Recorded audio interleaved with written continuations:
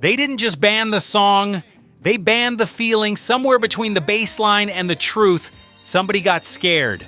A record would drop, the people would move, and then the phones would ring at the radio station, and that song, gone. That's right, pleased to meet you. I still won't tell you my name. Don't you... But here's what nobody wants to admit. Some of the biggest R&B records of the 70s and 80s never got a fair shot. Not because they were bad, because they were too good at telling the truth. It's like a jungle sometimes. It makes me wonder how I keep from going under. 10 songs pulled from the airwaves, buried by the industry, and every single one of them you already know in your soul. That's the part that should make you angry. Stay right here, because this countdown is about to change everything you thought you knew. Number 10, Billy Paul, Me and Mrs. Jones, 1972. Me and Mrs. Jones. Close your eyes for a second. Picture a late night in Philadelphia. The lights are low, the air is thick, and Billy Paul is leaning into that microphone like he has a secret he's been holding for too long. We got a thing. That's what this record feels like. It doesn't just play, it confesses. You don't just listen to this song, you feel it somewhere deep in your chest, and for anybody who ever loved someone they shouldn't have, this record hits different.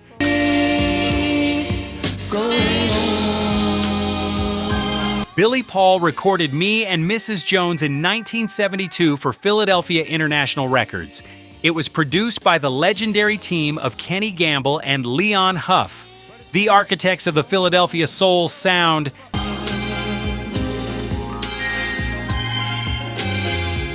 The lyrics are exactly what they sound like. A man, a married woman, a meeting place, and a love that has no business existing. Now it went straight to number 1 on the R&B chart and crossed over to number 1 on the pop chart too. We both know that it's wrong, but it's much too... But radio stations across the South and the Midwest, particularly those with church-going audiences, refused to add it to their rotation. The subject matter was adultery. No apology, no redemption, just the raw truth of it. To let it go now. And that made a lot of program directors very, very uncomfortable. Here is something that will blow your mind. Billy Paul almost did not record this song. He was known more as a jazz-influenced singer and was not sure a song about an affair was the right move for his career.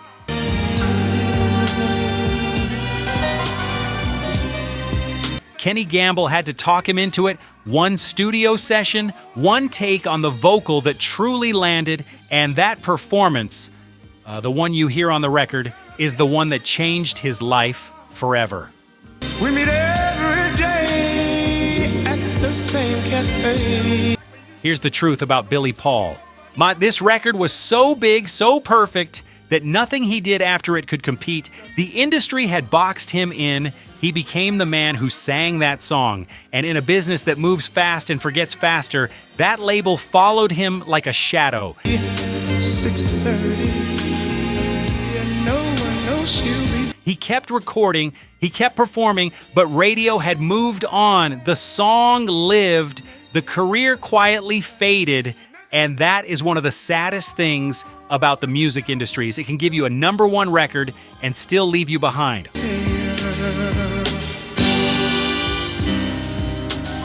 Hold on, because number 9 is a record so strange, so funky, and so deliberately outrageous that stations didn't just refuse to play it.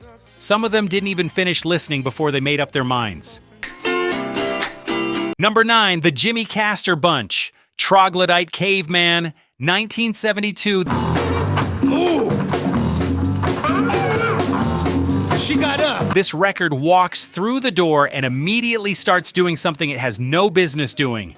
There are jungle sound effects. There's a spoken word story about a caveman dragging a woman by her hair. She was a big woman. There is a groove underneath all of it that is so deep and so irresistible that you do not know whether to laugh or just surrender to the beat. It is absurd, it is brilliant, and it absolutely should not work, but it does. Her name was Bertha. Jimmy Castor was a multi-instrumentalist and songwriter out of New York City, a man who could play saxophone, keyboards, bass, and anything else you put in front of him. He recorded Troglodyte in 1972, and it became one of the most sampled records in hip-hop history later on. Down on him. She was big. She picked up a tree. But in 1972, radio stations were not ready for it. The primitive theme, at the sound effects and the suggestive undertones of the caveman story made program directors reach for the off switch. Bertha Butt. He was one of the Butt sisters. He didn't care. He said, Some stations pulled it entirely, others played an edited version that stripped out the most colorful parts, and yet it still reached number 4 on the R&B chart. People found it. They always do. right on. Right on. Years later, hip-hop producers discovered this record, and it became one of the most sampled grooves in the culture. Artists from LL Cool J to Biz Markie dug into that Troglodyte bass line.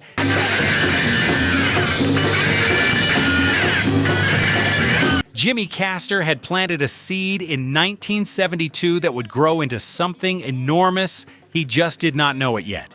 Stay with me, because number 8 is where this countdown gets personal. This is a record that was not just banned for its content.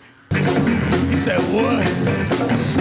She said, I'll suck it to you, Dad. It was banned because of who made it. And that distinction matters more than anything else on this list. If you're enjoying this deep dive into hidden R&B history, smash that like button right now. It helps more people like you find this channel. If this song just hit you in that quiet place, don't let this moment be a one-time thing.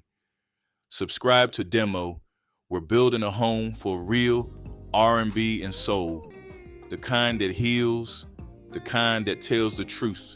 Hit subscribe and come back whenever you need a song that understands you.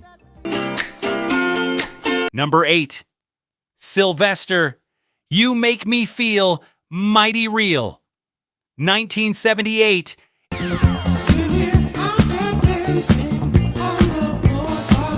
If you were standing in a club in San Francisco in 1978 when this record dropped, you already know what I'm about to say. The synthesizer hits, the hi-hats crack, and Sylvester's voice goes somewhere that most human voices simply cannot reach. It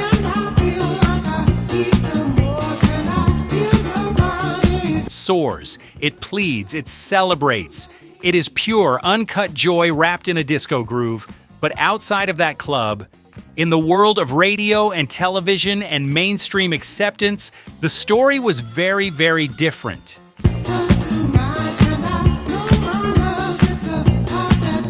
Sylvester James was a gospel-trained vocalist from Los Angeles who became one of the defining voices of the San Francisco disco scene. He recorded You Make Me Feel on Fantasy Records in 1978, produced by Harvey Fuqua and Patrick Cowley.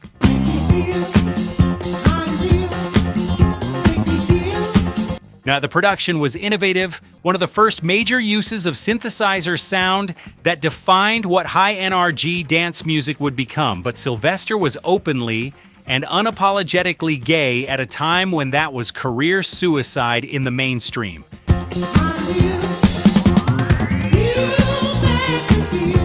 Radio stations across America refused to add the record. Program directors did not want to be associated with what Sylvester represented. Some stations that did play it quietly dropped it after listener complaints. The music was undeniable, and they still said no.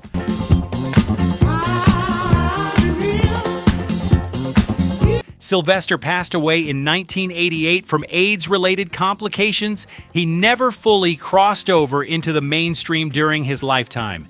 The industry that shut the door on him in 1978 never properly corrected that wrong.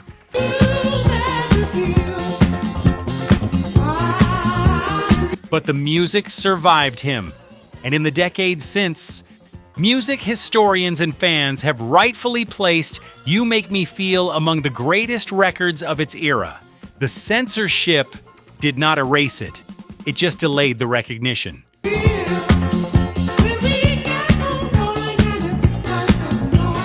Number 7 did not even get a chance to argue its case. The title alone was enough to get it banned before most program directors ever pressed play. Number 7, Musique, Push Push in the Bush, 1978. Some records walk the line between bold and reckless. This one did not even look for the line. It walked straight past it, turned around and waved. The groove is heavy. The production is slick.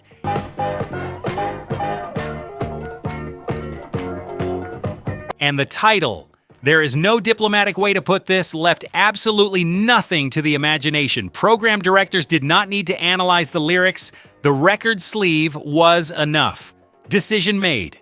Next.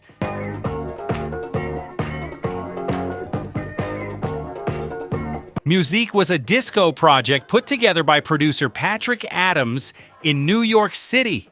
The record was released on Prelude Records in 1978, and right at the peak of disco's commercial dominance, it was a pure studio creation, a vehicle designed to capture the energy of the underground club scene and bring it to the surface.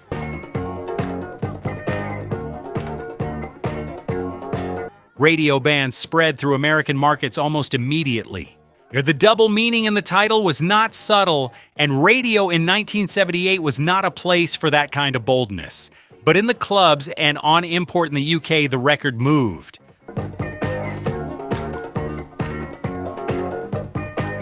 Patrick Adams was one of the most prolific and underappreciated producers of the disco era. He worked on dozens of records under different names and project titles, many of them designed specifically for the underground dance market rather than mainstream radio.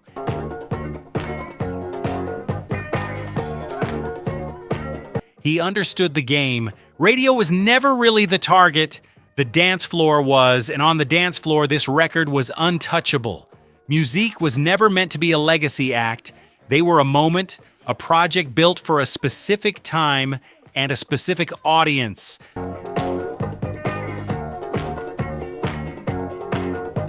When disco collapsed commercially in 1979 and 1980, records like this one fell into the gaps of music history. They were never reissued properly. They were never given the critical reassessment that other disco records received.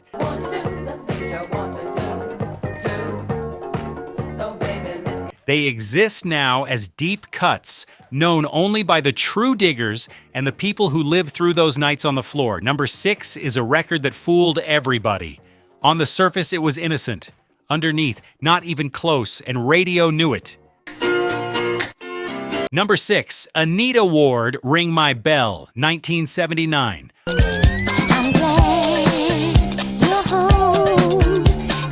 On paper, it's a song about a telephone, two young people calling each other, sweet, innocent, harmless. That's what it said on paper, and everybody listening, absolutely everybody, knew that paper was lying. The melody is bright and breezy.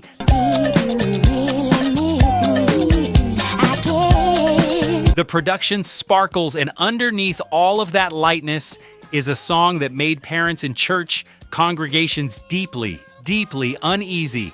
Radio knew exactly what was being said, and in market after market, they started asking questions.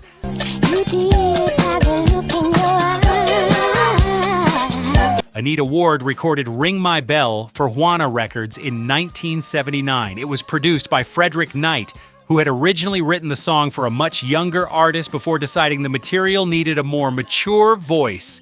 Anita delivered that vocal with total conviction.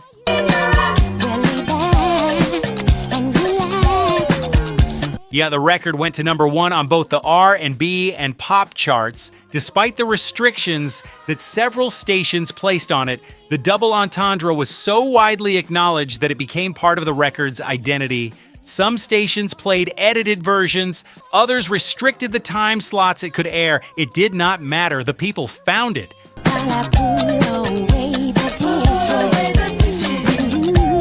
The one-hit wonder label is particularly cruel when the hit was a genuine number 1.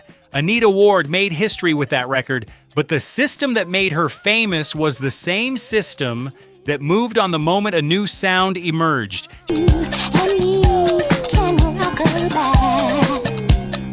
She was a disco artist in a market that declared disco dead.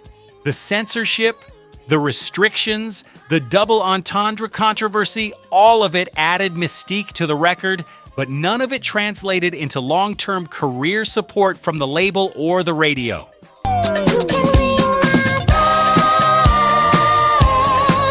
Yeah, we are halfway through, and I need you to understand the next 5 records are where this gets truly serious. Starting with number 5, the record that radio not only banned, but didn't even believe was real music. They were wrong, and that mistake changed everything. Number 5, the Sugar Hill Gang, Rapper's Delight, 1979. I said a hip hop, the hip it to the hip hop, you don't stop the rockin'. Picture this, it's late 1979. Disco is on its way out, R&B is changing, and somewhere in Englewood, New Jersey, a woman named Sylvia Robinson is about to do something that the entire music industry said could not be done. To the bang bang boogie, say up jump the boogie to the rhythm of the boogie to beat. Now what you... She is going to put a rap record on a major label. She is going to press it. She is going to promote it.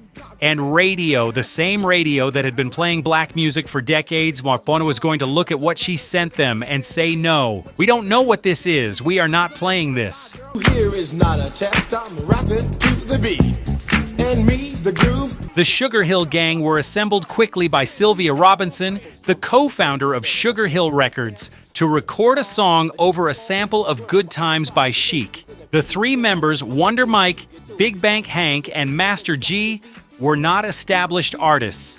And my friends are gonna try to move your feet. See, I am Wonder Mike. But they were recruited from the streets of New Jersey specifically for this session. The finished record ran over 14 minutes. The BBC refused it initially. Dozens of American radio affiliates called it a novelty and passed, and yet Rapper's Delight reached number 4 on the R&B chart. And I'd like to say hello. Up to the black, to the white, the red, and the brown. Crossed into the Pop Top 40 and introduced hip-hop to a global audience for the first time. Radio was wrong, profoundly wrong. Big Bank Hank, one of the 3 vocalists on this record, was actually managing a pizzeria in New Jersey when Sylvia Robinson heard him rhyming in the parking lot. And yellow, but first I gotta bang bang the boogie to the boogie, say up jump the boogie to... She signed him on the spot. He went from making pizzas to recording one of the most historically significant records in music in the same week. That is the kind of story that does not happen in the industry anymore. The bang bang boogie, let's rock. You don't stop, rock the rhythm that'll make your body. The Sugar Hill Gang are a textbook one-hit wonder, but one-hit wonder does not do justice to the size of what this record meant. They launched a genre, they proved that rap could sell, and then the culture moved past them at a speed they could not match. Well, so far you've heard my voice, but I brought 2 friends along, and now... By 1982 and 1983, hip-hop had evolved into something harder and more complex, and the Sugar Hill Gang's party rap style felt like a different era. The record that started everything became a relic almost immediately. That is both extraordinary and deeply unfair. Next on the mic is my man Hank. Come on, Hank, sing that song. Check it out, I'm the CAF. Number 4 made radio so uncomfortable that some stations did not just pull the record, they argued it was not fit for public broadcast at all. And when you hear what they were so afraid of, you might understand why, but you will also understand why they were wrong. Number 4, Grandmaster Flash and the Furious 5, The Message, 1982. It's like a jungle sometimes. It makes me wonder how I keep from going under. This is not a party record. This is not a dance record. This is a document. Someone looked at life in the South Bronx in 1982, the broken streets, the poverty, the pressure, the way it felt to wake up every morning in a place that the rest of the world had written off. It's like a jungle sometimes. It makes me wonder how I keep from going under. And they put it on a record, and radio did not want it. because radio was a business, and the truth this record was telling was bad for business. The message was recorded for Sugar Hill Records in 1982 and produced by Sylvia Robinson and Ed Fletcher.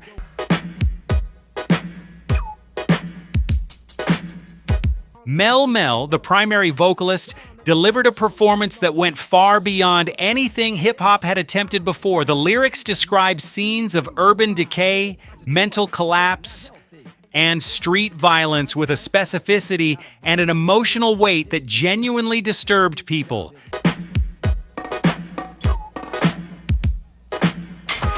Several radio stations across America refused to air it.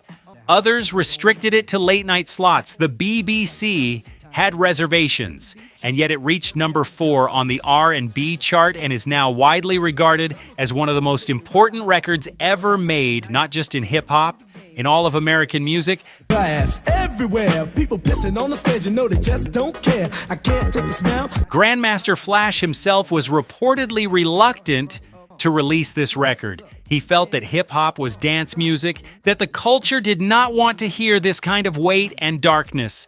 Mel Mel pushed for it. Sylvia Robinson pushed for it. Flash was outvoted. Can't take the noise, got no money to move out, I guess I got no choice. Rats in the front room. And the record that he almost kept in the studio went on to change the entire trajectory of what hip-hop was allowed to say.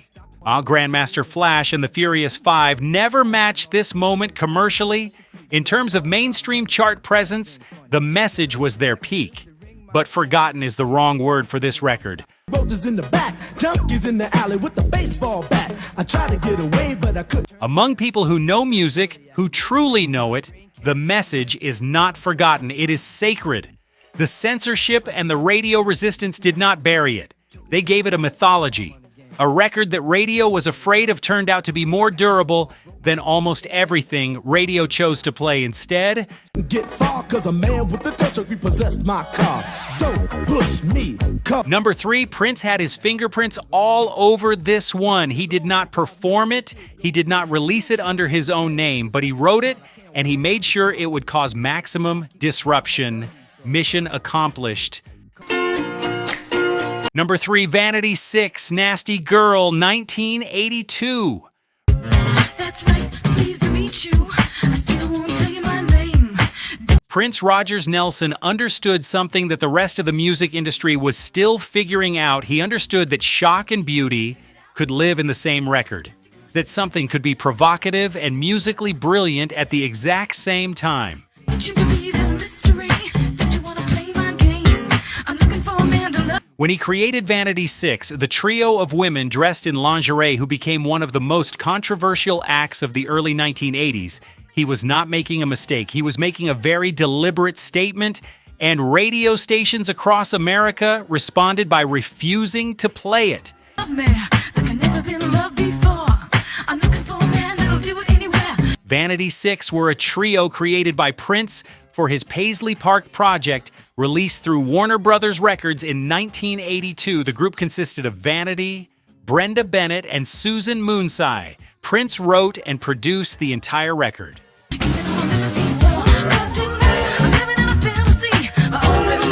White Nasty Girl was explicit in its content and unapologetic in its delivery. Radio bans came quickly and spread widely. MTV refused to air the visuals. The group's performances in lingerie drew protests and complaints wherever they appeared. And yet the record became a cult classic.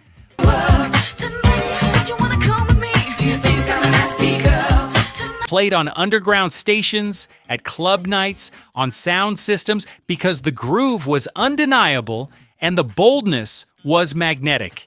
Vanity, whose real name was Denise Matthews, was originally conceived by Prince as the lead of a group called the Hookers.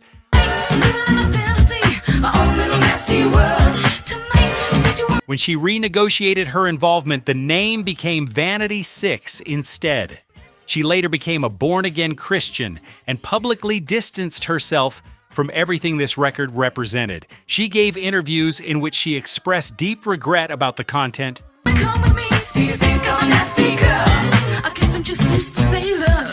That transformation from the woman on this record to the woman she became is one of the most striking personal journeys in music history. Vanity 6 existed as a Prince vehicle. When Vanity left the group and when Prince moved on to other creative projects, the act dissolved almost immediately. I think they got water on the brain. I think they got more water upstairs than they got sugar on the candy. Apollonia 6 replaced them and had a similar moment before fading as well. The censorship kept Nasty Girl off mainstream radio. The label drama kept it out of proper archival discussions for years, but the fans remember it. And in the world of Prince scholarship and 1980s R&B history, it stands as a genuinely important and genuinely brave piece of work. That's right, it's been a long time since I had a man that did it real good. Number 2 is where this countdown meets the government. Not just radio stations making individual decisions. A formal government-backed campaign to silence this music. And the woman at the center of it had no idea she was about to become the face of a censorship war. Number 2, Sheena Easton Sugar Walls, 1984.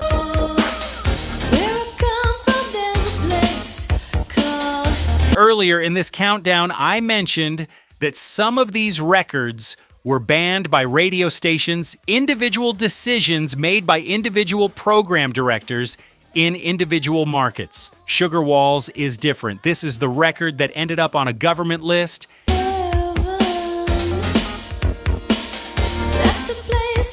This is the record that was discussed in American Senate hearings. This is the record that put a polished Scottish pop singer at the center of one of the most heated censorship battles in modern music history.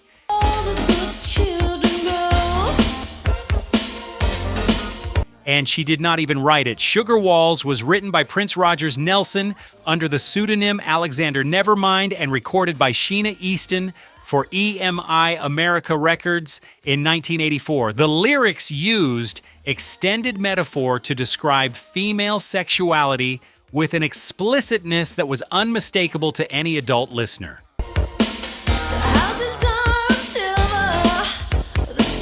Why radio stations began banning it quickly but what elevated this record from a standard censorship story to a historic cultural moment was what happened in 1985.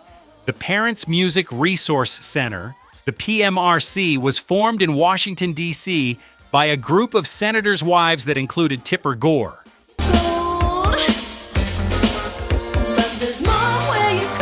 They compiled what became known as the Filthy 15, a list of records they considered morally dangerous and demanded be labeled with content warnings. Sugar Walls was on that list. Hearings were held before the United States Senate Commerce Committee. The music industry was called to testify.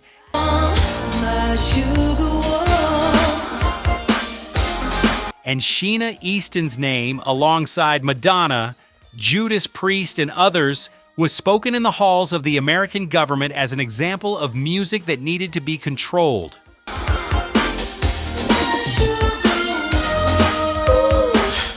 The Sheena Easton was a mainstream pop artist who happened to record a Prince-written record that set off a political firestorm. In the R&B and dance music space, she was never fully claimed as one of the culture's own. She was seen as an outsider playing in the genre. The PMRC controversy gave the record infamy rather than love, and infamy is not the same as appreciation. It deserves to be heard as what it is: a brilliantly produced, boldly written piece of 1980s R&B pop that refused to apologize for existing.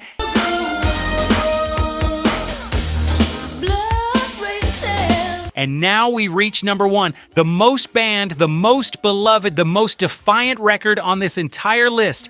Radio said no. The government said nothing because they didn't even know about this one. And the people, the real people, at the cookouts and the house parties and the juke joints played it anyway, louder than ever.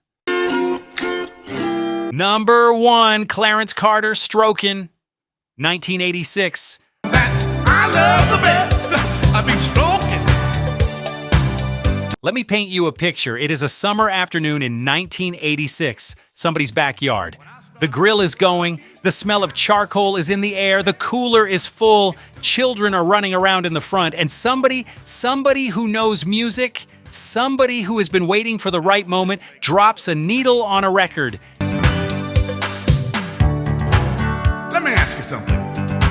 And before the first verse is done, every adult in that backyard has stopped what they were doing and started laughing and nodding and pointing at each other like they share a secret, because they do. That record is Strokin by Clarence Carter, and radio never played it. Not once. On most stations. What time of the day do you like to make love? Not even close. Clarence Carter recorded Strokin for Beverly Glen Music in 1986. By that point, Clarence had already lived a full music life. Now, he had recorded for Atlantic Records in the 1960s and early 1970s, producing genuine soul hits that earned him a legitimate place in music history. Have you ever made love? Patches, his 1970 record, reached number 4 on the pop chart. He was a real artist with real credentials. But in 1986, as a blind black man in his late 40s recording for a small independent label, he was invisible to mainstream radio. And then Strokin happened. The song is explicit in content and absolutely unapologetic in delivery. Just before breakfast? Have you ever... It does not use metaphor. It does not hide behind imagery. It says exactly what it means and means exactly what it says. Radio stations refused it universally. It never received formal airplay on mainstream stations in most American markets. Made love while you watch the Late Late Show? And yet it spread. Word of mouth, tape to tape, cookout to cookout, juke joint to juke joint. Became one of the most organically distributed records of the entire decade, carried by human hands rather than radio towers. There is a documented moment that speaks to what this record meant to people. Well, let me ask you this. Clarence Carter performed Strokin live at venues where the audience, people who had never heard him on the radio, people who had never seen him on television, knew every single word, every pause, every ad-lib. They had learned it from a tape that someone had passed to someone else who had passed it to someone else. That is the power of music that the gatekeepers could not contain. Have you ever made love on a couch? The band created a legend, and the legend spread faster than any radio rotation could have managed. Clarence Carter is not forgotten by the people who matter, the fans, the diggers, the ones who lived through this era. Well, let me ask you this. Have you ever made love? But in the formal history of IR&B, in the textbooks and the retrospectives and the Hall of Fame discussions, he is consistently underrepresented. The mainstream never claimed him in the way it claimed artists who played by the rules. On the back seat of a car.